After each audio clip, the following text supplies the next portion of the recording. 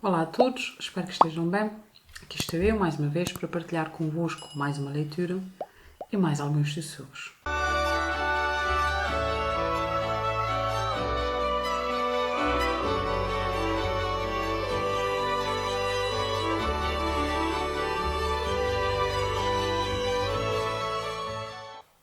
O meu nome é Malvina Souza e hoje, neste espaço quando os livros sussurram, vou partilhar alguns excertos do conto Destinos do livro Novos Contos da Montanha, de Miguel Torga.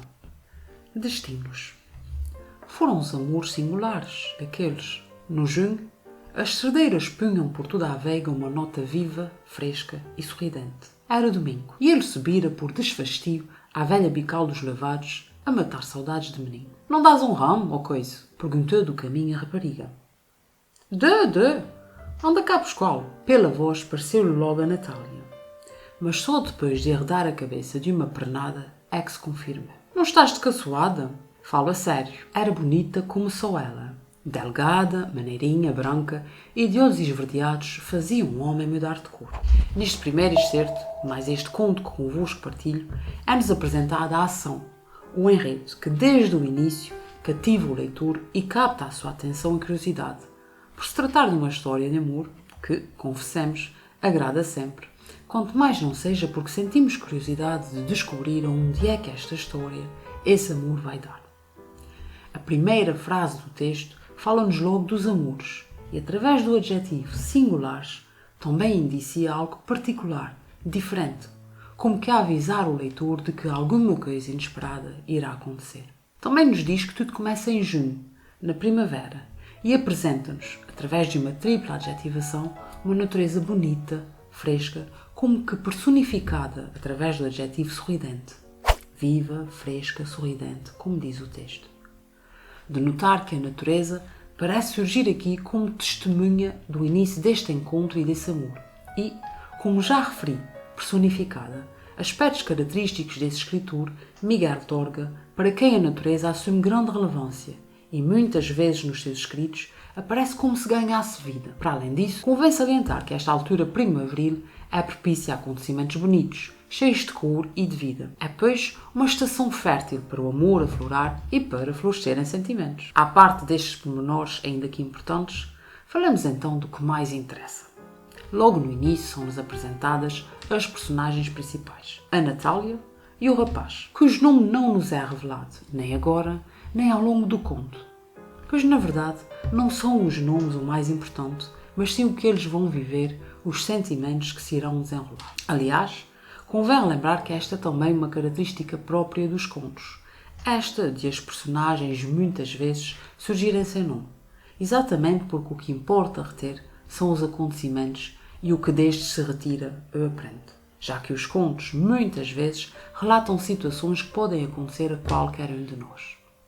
Ora, ficamos então a saber que Natália é quem inicia o diálogo, apesar deste ser de poucas falas, e que o rapaz, cujo nome se desconhece, nutre sentimentos por ela, pela forma como é descrita, bonita como sou ela, e a adjetivação cumpre aqui mais uma vez a sua função na caracterização da rapariga, que era delgada, maneirinha, branca, palavras do texto, acentuada pela frase, fazia um homem mudar de cor.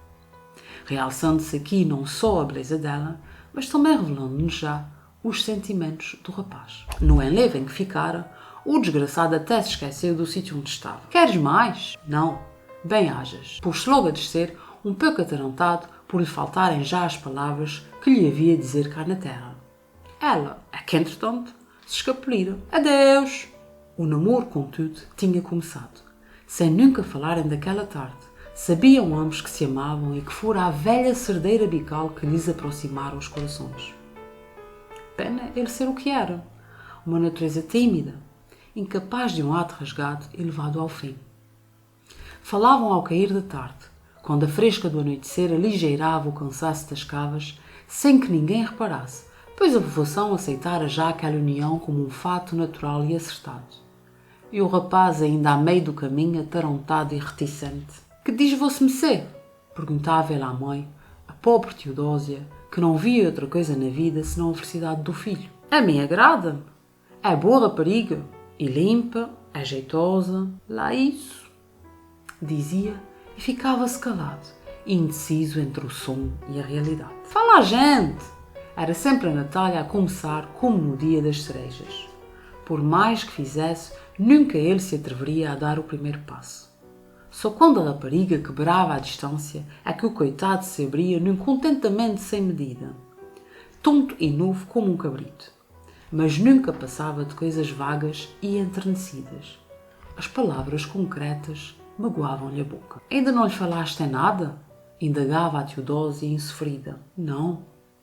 Mas amanhã a coragem é que não chegava à altura do entendimento.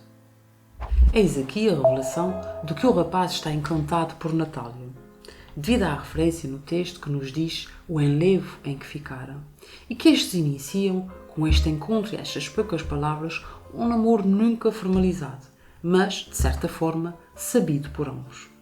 No entanto, também é dado um aviso ao leitor. É-nos dito que o rapaz era uma natureza tímida, incapaz de um ato rasgado e levado ao fim. Reforçado quando se diz que a povoação já aceitara um namoro como algo natural, mas o rapaz ainda ia a meio do caminho, reticente e atarantado. Notemos, pois, como esta frase e novamente a dupla adjetivação cumprem a sua função, mostrando-nos o caráter do rapaz, hesitante, sem saber o fazer, taruco, como tantas vezes dizemos cá nos Açores, o que condicionará o futuro dos dois apaixonados. Há uma parte na qual ficamos a saber que a mãe dele, Teodósia, aprova a rapariga e, curioso, é-nos dito que ele se ficava indeciso entre o sonho e a realidade. Mais um indício do que irá, ou não, acontecer, mas também um aspecto muito presente na escrita de Miguel Torga, que nos mostra, tantas vezes, o contraste entre a realidade crua e nua vivida e aquilo que é sonhado, desejado, o que, aliás, também se cumprirá no final deste conto. Outra informação que nos é dada é de que Natália é sempre quem dá o primeiro passo e que só depois de ela o fazer e quebrar a distância, então ele se mostra muito feliz, abrindo-se num contentamento sem medida, tonto e novo como um cabrito. Atende-se aqui na descrição feita e novamente na dupla adjetivação, quando o narrador se refere a ele desta forma e até na comparação feita, pois quase conseguimos visualizar o cabrito feliz aos pulos tonto. Assim ficava ele quando Natália lhe dirigia a palavra. Mas eis que nesta imagem aparece uma adversativa, um senão, mas nunca passava de coisas vagas e enternecidas, reforçando a ideia de que os seus atos, as suas ações são limitadas e ele não consegue ir mais além, referindo ainda uma frase lindíssima e muito reveladora: as palavras concretas magoavam-lhe a boca. Chamamos a atenção para o poder das palavras, a capacidade que estas têm de fazer bem ou, ao contrário, de magoar, avisando-nos também que ele nunca dirá nada de mais concreto acerca daquele amor, já que não consegue, pois as palavras concretas magoavam-lhe a boca. Aliás, ele, questionado pela mãe, diz que falará no dia seguinte com Natália, mas amanhã, vivendo num constante adiamento. Mas não nos é difícil perceber que estas palavras nunca passarão a atos concretos, dada a descrição que é feita dele até o momento. Infelizmente, a vida não podia parar naquela lírica indecisão. Os meses passavam, as folhas caíam e outros renovos vinham povoar a terra. O João Neca esperou ontem à entrada do povo. Começou a Natália à saída da missa. Ah, sim? E depois? Perguntou ele, a sentir o sangue subir-lhe à cara. Pediu-me namoro? Deixou ela cair com melancolia. Era justamente a altura de lhe dizer tudo, que eu não podia tirar do pensamento, que só quando a levasse ao altar teria paz, que não seria nada no mundo sem os seus olhos verdes ao lado. Mas ainda desta vez o ânimo lhe faltou. Bem, tu é que vês. Ele não é mau rapaz. Rasgava-lhe conscientemente o coração, com semelhante a quiescência, porque tinha a certeza que desde a primeira hora o amava também. A coragem é que não era capaz de outra coisa. Eu queria lá um forçola daqueles. Estou muito bem assim. Puras palavras de desespero. Tanto ela, que despeitada as dizia, como ele, que culpadas provocaram. Sabiam que era o fruto de uma revolta impotente e destinada a morrer. Ora, cá temos mais um aviso da indecisão do rapaz e a informação importante da passagem do tempo, que trará renovações e mudanças. E somos, logo depois dessa referência, confrontados com um acontecimento que de fato virá mudar tudo. João Neca, uma personagem secundária que surge agora, pediu Natália namoro, ou seja, fez aquilo que ele queria fazer oficialmente e nunca teve coragem. Aliás, quando Natália lhe fala do assunto, é quase como que a pedir-lhe que o faça, que o tempo está a passar e não podem continuar naquela indecisão sem namoro confirmado oficial. Mas, apesar de o sangue lhe subir à cara com tal revelação e de ele perceber que era hora de se declarar e dizer tudo o que havia a dizer, novamente recebemos a informação, mas ainda desta vez o ânimo lhe faltou. Pronta a resposta dele, ela, desesperada, despeitada por não ver reação da parte dele, diz que não quer saber do farsola de João Neca. Mas nessa altura, ambos se sentem revoltados. Ele, por não conseguir agir, ela, por ele não reagir como deve e não tomar as rédeas da situação. E ambos percebem que esta é uma revolta, como diz o texto, impotente e destinada a morrer. Outra frase forte e relevante, já que nos confirma que ele não mudará e nada fará, apesar de o desejar muito. Dali em diante, parecia viver de alma viúva. E a alegria do rosto da rapariga cobriu-se também de um negro véu de desilusão. Casam-se para a semana, ia esclarecendo a Teodósia com o meu remorso. Já sei. Era uma resignação que quebrava a gente e desarmava. Os sinos tocavam festivamente. Ia por toda a aldeia um alvoroço de noivado.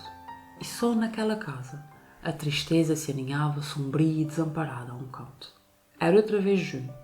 As searas aloiravam já e, nas cerdeiras pulpudas, rijas, as cerejas tomavam uma cor avermelhada e levemente escarninha. Ora, consumada a certeza de que o rapaz nada faria, este passou a viver de alma viúva. Expressão muito significativa e interessante que nos diz que a sua essência, a sua alegria e possibilidade de ser feliz morreu. Daí que a sua alma seja viúva, sem esperança. Também a rapariga vive coberta por um véu negro, a condizer com a alma dele. Mas, no caso dela, é de desilusão pelo que este não fez e, por isso, este amor não se concretizar. Na casa do rapaz, aninhava-se uma tristeza sombria e desamparada a um canto. Frase poderosa que nos mostra a capacidade que a tristeza tem de desamparar, de mudar as pessoas, de as fazer cair, perder a vontade de viver. E esta está, tal como ele, sombria e desamparada, a um canto. O que contrasta com a alegria da aldeia que vivia o alvoroço de noivado de Natália. Natália, que confrontada com a falta de ação de quem ama, opta por casar com o tal farsola de João Neca.